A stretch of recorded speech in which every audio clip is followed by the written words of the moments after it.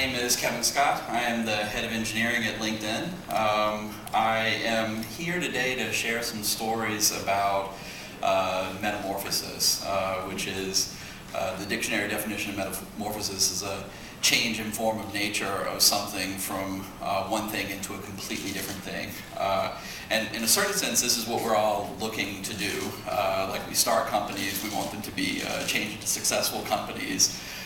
We launch products, we do all manner of things, and like the fundamental thing that we're driving through and managing through and building technology for is metamorphosis. And specifically, figure out how to use this fine. Here we go. So the shape of these metamorphoses is many times something that looks like a quest for the Holy Grail. So I draw this curve all the time for people when I'm trying to explain to them what it is that we're going after and how sometimes we get into binds that are difficult to work our way out of. So sometimes like we're questing for the Holy Grail, and the Holy Grail is this exponential. And you like pick your growth units on the vertical axis. It could be dollars, it could be members, it could be traffic, it could be data volume, it could be, you just pick your unit that matters to the particular business or product or thing that you are building. And then time is on the horizontal axis.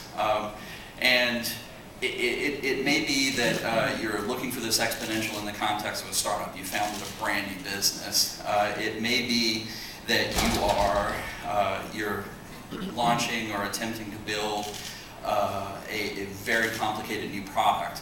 Or it could be the case that you're just building some challenging piece of technology and you are seeking massive success. So usually when you're questing after this exponential, you can think of things in two discrete stages. And there's a third stage that I haven't drawn here because just for the moment I'm less interested in it, and that's the stable state of things where growth is tapered off. But initially you're looking for traction, and then at some point you hope, if you have found that traction, that you get to the scaling mode. And so when you're in the finding traction mode, you're just trying a bunch of different things. You're trying to figure out what's going to work. You have probably a hypothesis that you started the project with, a set of goals and objectives that you're working towards, and you're doing a bunch of things trying to figure out whether or not your hypothesis was right. You're refining your hypothesis, you're changing a bunch of things. If you're a startup company, you're raising money at T0. You've got a finite amount of runway that you're trying to manage and like find that market fit before you run out of money and something bad happens. And so when you're in this phase of trying things out, like you're looking for this traction, it's usually the case that you're operating at small data levels, small traffic levels. You have a small user base, so the technology is easy to change. This is true even if you're building what appears to be a fundamentally technology-driven company. So even if you're building a search engine, there are certain things that you can do to build your search engine in the early stages that don't require massive investments in technology. And that's a good thing, because it's really, really challenging when you're in this finding traction stage to understand what exactly it is that you need to invest for in the future. So like you're refining your hypothesis as you go, so you really, really don't want to get yourself into a state where you have locked yourself into a set of technology decisions that are going to prevent you from iterating and moving around inside of this space that you need to move around in to find your fit and your success as a business.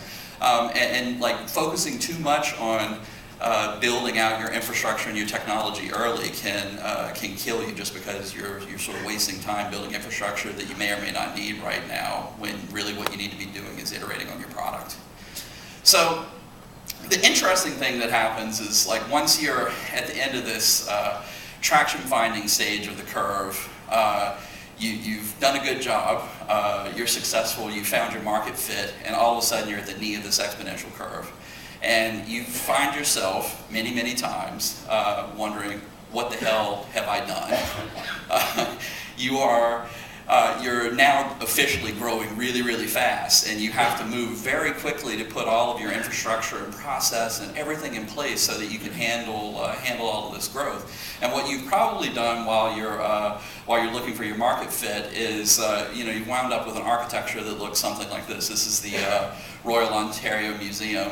Sorry if I'm offending anyone who are fans of Daniel Libeskind's architecture. So you've got this juxtaposition of old and new, and like it's probably not the prettiest thing in the world, and it almost certainly isn't going to thoroughly meet the needs that you have now that you're in this high growth mode. You've probably accumulated a bunch of technical debt, like you made decisions that you wish you hadn't made, and like you've got to clean them up. You've got probably some enormous technology challenges, process things, and things about the technology team itself that you've got to clean up now, and like you've got to clean it up in short order. And you still have product to build. So like you're successful, you can't just stop building product altogether and now focus on the back end of the thing that you built. And you have a bunch of things at this point, typically, and I've done this a few times now and advised a bunch of companies that have been in this mode, that are just purely emotional, like non-technical things. So they're things about people that sort of prevent you from moving forward. Like you may believe that you can sort of incrementally involve the set of things that you're doing to help you meet this exponential growth, which is sort of an ego thing. It may be that you are you know what needs to be done, but you're afraid to do it. It may be that there's all sorts of uncertainty and doubt that you're having to deal with. But none of that matters. Like if you don't put all of those things aside and really identify what your set of problems are and prioritize, you're going to be just as doomed if you hadn't found the market fit in the first place. So I want to talk a little bit about LinkedIn. So in early 2011, we were just filing our S1 to go public, and we IPO'd on May the 19th. And we were in this interesting state that I just depicted in this visual metaphor. So everything was growing rapidly. We were hiring engineers really fast. We had a ton of code that was being written. We had immense growth in traffic, data, member base, like everything that was good was growing fast. And we had some amazing technology bets in place, along with an aggressive product roadmap about what we were going to do in the future. But we were in a space where we couldn't build things as fast as we wanted to build them. Like we had this very, very clear set of goals. We wanted to build great products for our members, and we wanted to encourage entrepreneurship within our development teams. But the reality of our situation was we had too much friction, and the friction was discouraging people from taking, like engineers and product managers, from taking the sorts of risks that we wanted them to take. We weren't moving fast enough. It took weeks to get things out to the site, and like our fundamental thesis is that we were going to build great products by putting things out there and gathering data and being able to iterate very quickly. And we were in this state where team growth meant slower iteration. Like as we were adding people, like we were going slower and slower. So we were living Fred Brooks' Mythical Man month. And the incremental improvements that we were trying to make to the processes and tools and infrastructure that we had to help us manage our software development process were not helping us. They just couldn't solve our problems as quickly as we were creating them. So what we had to do is something that we call Project Inversion. So in November of 2011, 5 months after we had gone IPO, we stopped all new forward product development. We put a moratorium on it. We put 100% of the engineering workforce at LinkedIn at the time to work on fundamentally revamping the way that we do software development. So there's a ton of things that we did. And the thing that I don't want you guys to walk away from is like you may not need to do exactly this set of things because what you may need could be completely different from what LinkedIn needed. So we believe that agility and rate of iteration and like changing our engineering culture where individuals owned the end-to-end life cycle of code they were producing was going to be very important. So we did all of these things to help do that. Like we transitioned from a feature branch to a trunk-based development model. We built continuous integration systems. We changed things about how software was developed. And the net of all of this is like we actually accomplished the goal that we set out to accomplish. We were able to grow the software development team, we were able to get to a point where hundreds and hundreds of software developers can push code out to the site virtually anytime they want to. So we have teams today who, rather than having month-long iteration cycles in their development process, push code out a couple times a day with full iterations like idea, push, test, gather data, iterate. So the big bets here that we made actually paid off, and the lessons that we learned obviously is, you know, when you get into this situation and you feel like, and you sort of feel it, like you will understand as an organization when you are when you're blocked out, like when you no longer are making the changes that you need to make to get up this curve as fast as you would like to. The biggest thing was getting confidence inside of the team that they could actually make this big bet, which involved some interesting staging that we did, and, you know, a lot of planning and a lot of getting the entire team involved in the whole process. So I wanted to make sure I've got a few minutes to answer any questions that you guys may have. So happy to take those right now. Yep. To go back to your last slide, how do you measure innovation? So what metrics do you use to show at top rate of innovation has substantially increased? So well, so I think it's difficult in general. So like every product that we developed at LinkedIn has a slightly different set of success criteria. So like we looked at things like how fast code was moving to the site, but like that does not necessarily measure innovation. Like you can fling a lot of code and it can all be crap. So I'll give you an anecdote. So we, the LinkedIn Influencers product, which is this short form content publishing platform for C-level executives and influential people in industry, has been like a very successful thing for us. Like in quick order, like we've accumulated a pretty large following that puts us on par with some very well-known business publications, and just in terms of audience size.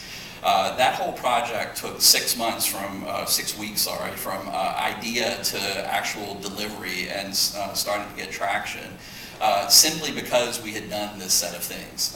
So before, 4 weeks would have been the iteration cycle, and it would have probably meant that this whole project would have taken, you know, a couple of quarters to get done. So the fact that we could get it done in 6 weeks, and as part of that 6 weeks, we were like incrementally launching all along to, you know, small test audiences, was you know, one of the real positive signs that things had improved. The other thing that we did is, like, you know, we have hundreds and hundreds of engineers, and so we part of our challenge is, like, you want engineers to feel like they have the tools and the environment that they believe that they need in order to do their job, and like you can measure their satisfaction with what they're doing. And so like we could quantitatively look at the satisfaction of our developers over time and see that like they were much happier with their environment post Inversion versus pre. So I got time for perhaps one more question. Okay. So you mentioned, right, 2 months of no new deployments. Could you tell us a little bit more about how was Stretch will get that approved, and then how it worked during those 2 months? How was life?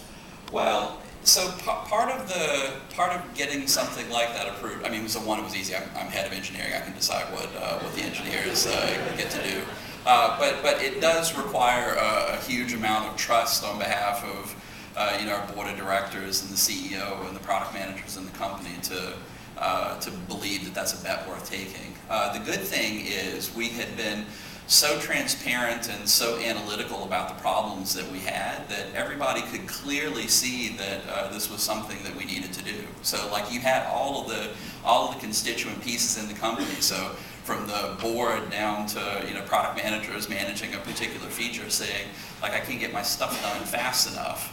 And we had tried a gazillion different little incremental things to make things go faster, and like we just weren't moving. Like we in a certain sense, like we just knew that it had to happen. So like the buy-in was there before the decision was actually made.